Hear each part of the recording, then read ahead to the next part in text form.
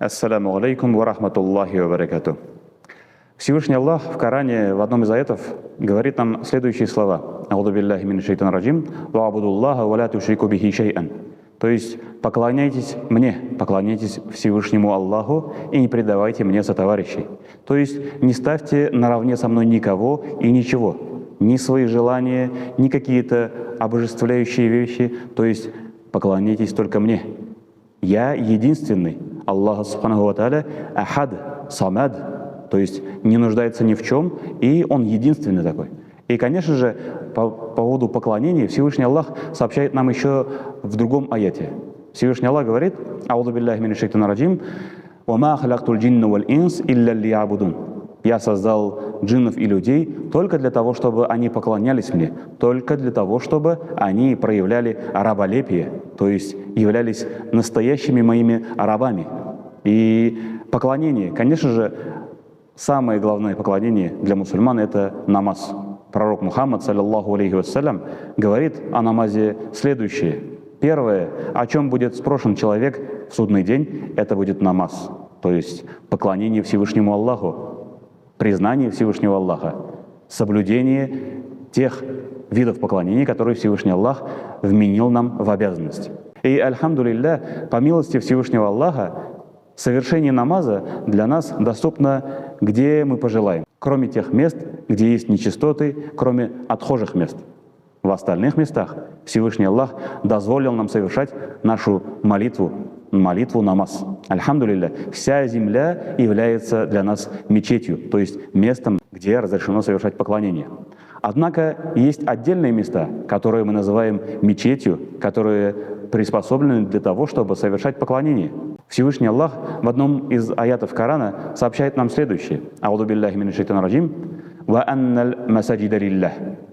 И мечети принадлежат Всевышнему Аллаху. Мечети — это места, где поминают Всевышнего Аллаха. Мечети — это места поклонения, в которых мы поминаем Всевышнего Аллаха, восхваляем, совершаем наши поклонения. И Всевышний Аллах дальше, продолжая, говорит следующее. «Ва анналь масаджида лиллях, фаля тад'у ма'аллахи ахадан». То есть мечети являются местами поклонения, местами поминания Всевышнего Аллаха, и ни в коем случае не поминайте в этих местах других, не поклоняйтесь другим. Мечети — это обособленные места. То есть этими словами Всевышний Аллах нам подчеркивает значимость мечети для мусульманина. Мечеть — это место успокоения, мечеть — это место, где мы совершаем наши поклонения и обращаемся ко Всевышнему Аллаху нашими молитвами, нашими поминаниями, зикрами, тасбихами, нашими молитвами дуа и нашими обращениями ко Всевышнему Аллаху. Альхамдулилля. И об этом нам также сообщает и пророк Мухаммад, саллаллаху алейхи вассалям. Мечети — это места, которые уважаемы мусульманами. Мечети — это места скопления мусульман, когда мы совершаем коллективную молитву, также подчиняясь одному из аятов Всевышнего Аллаха, в котором Всевышний Аллах говорит: «Ва'тасиму бихаблиллахи джамиран ва ла тафарраку». И держитесь за верфь Аллаха, держитесь за религию Аллаха, держитесь за ту религию, которую вам принес пророк Мухаммад, саллаллаху алейхи вассалям, все вместе, коллективно, джамагатом. Как раз-таки мечети — это и есть места совершения коллективной молитвы, коллективных поклонений, коллективного совершения дуа, зикров и восхвалений Всевышнего Аллаха. Альхамдулилля, в нашей стране, в наших местностях, где мы живем, есть мечети, и они открыты для совершения поклонений. Альхамдулилля, мы можем только поблагодарить Всевышнего Аллаха за это.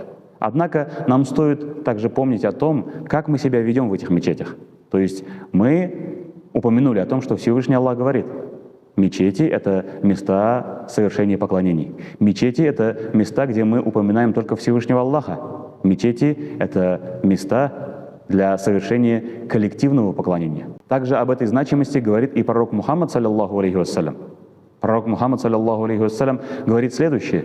Тот человек, который привязал себя к мечети, то есть привязался к мечети душой, совершает молитвы, коллективные молитвы вместе с джамагатом, вместе с коллективом, старается не пропускать ни одну коллективную молитву, подключается к зикр-тасбихам, совершает молитву дуа и проявляет уважение и к мечети, и к прихожанам, и к служащим мечети, то этот человек в судный день будет под тенью арша, под тенью создания Всевышнего Аллаха.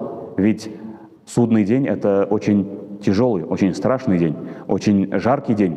Так нам объясняет пророк Мухаммад, саллаллаху алейхи вассалям. Но для тех людей, которые проявляют уважение к мечети, для тех людей, которые стараются посещать мечети, для тех людей, которые проявляют уважение к прихожанам и тем людям, которые работают в мечети, для них будет уготована вот эта милость Всевышнего Аллаха. То есть тень в судный день, когда всем будет очень тяжело. Конечно, эти слова нас радуют всех мусульман. Поэтому мы стараемся соблюдать эти правила, соблюдать правила мечети. Также пророк Мухаммад, саллаллаху алейхи вассалям, в одном из своих изречений предупреждает нас: когда вы идете в мечеть, когда вы собрались в мечеть, ни в коем случае не ешьте лук, чеснок и то, что может вызвать запах, который будет отвращать прихожан мечети. Также этот запах будет отвращать и ангелов. Ведь места поклонения — это места сбора ангелов. Об этом нам также упоминает пророк Мухаммад, саллаллаху алейхи вассалям. Где поминают Всевышнего Аллаха, где восхваляют Всевышнего Аллаха, собираются ангелы. Вы их не видите, говорит пророк Мухаммад, саллаллаху алейхи вассалям. Однако они там собираются и возвышаются, как рой, пчелиный рой. Только наверх, говорит пророк Мухаммад, саллаллаху алейхи вассалям. Поэтому, конечно же, когда мы идем в мечеть, мы должны воздержаться от того, чтобы употреблять в пищу лук, чеснок, также должны быть чистыми, опрятными. Ведь мечеть, как мы и сказали, это место поклонения, место восхваления Всевышнего Аллаха. Когда мы приходим в мечеть, мы должны постараться оставить все мирские дела, все нечистое оставить за порогом мечети. Поэтому даже при входе в мечеть мы произносим следующую молитву: «Аллахумма фтахли абуабур рахматик». «О Всевышний Аллах, открой для нас двери милости, прими наше поклонение». Таким образом мы обращаемся ко Всевышнему Аллаху. И придя в мечеть, конечно же, мы должны постараться оставить все мирское, оставить наши мирские разговоры, оставить наши телефоны, общение и посвятить себя во время нахождения в мечети только Всевышнему Аллаху, соблюдать все правила, которые указаны в этой мечети. Ведь все эти правила для того, чтобы не причинить никому вреда, не причинить вреда окружающим прихожанам, тем, кто совершает молитву, и посредством этого мы можем достичь довольства Всевышнего Аллаха.